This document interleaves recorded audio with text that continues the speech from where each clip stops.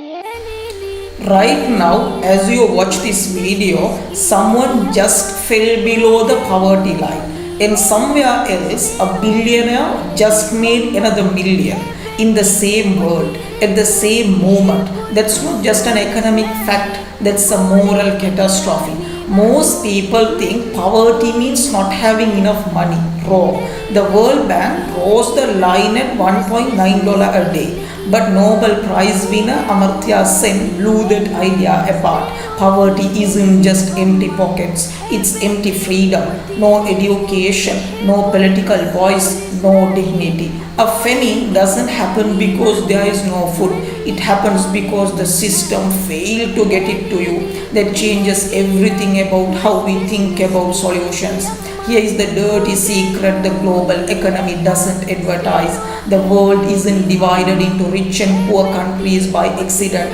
Wallerstein's world systems theory tells us the truth. There is a core, high wages, advanced tech, democratic stability, and there is a periphery, cheap labor, raw materials, extraction. The core doesn't just get richer, it gets richer by keeping the periphery poor. Rich nations tell developing countries, cut your welfare, privatize everything, open your markets, then they go home and subsidize their own farmers. That's not free trade, that's a game rigged before it starts. Here is the good news. China lifted 663 million people out of extreme poverty between 1981 and 2008. That is the single greatest poverty reduction in human history.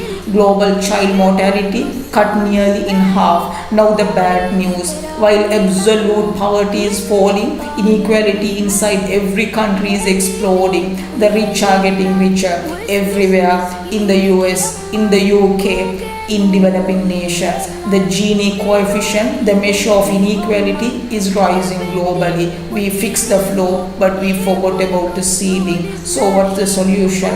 The world agreed. Rich nations should give 0.7% of their income in aid. Sounds simple. How many countries actually hit the target? 6. The United States, the world's largest economy, gives just 0.177%, and even that aid deeply controversial.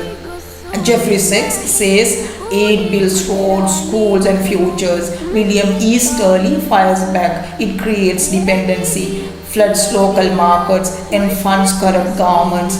Meanwhile, Zimbabwe's debt exploded from 814 million US dollars to 7 billion US dollars. Poor nations spending their last dollar repaying loans instead of building schools. Is that development or a new form of colonialism? Here is what this all comes down to. Poverty is not just a number. It's not just a $1.9 per day. It's a system, a structure, a choice that powerful nations keep making. Philosopher Peter Singer said it best. Failing to prevent poverty is morally equivalent to causing it. China proved mass poverty can be defeated, but the real battle now isn't about poverty. It's the widening gap within nations, fueling conflict, resentment, and instability everywhere. The SDGs, Sustainable Development Goals, are trying. Fair trade is trying, debt relief is trying, but until the rules of the global economy are rewritten, not by the winners, but for everyone, the gap will be growing. And the world, this unequal, cannot stay stable for long. Thank you.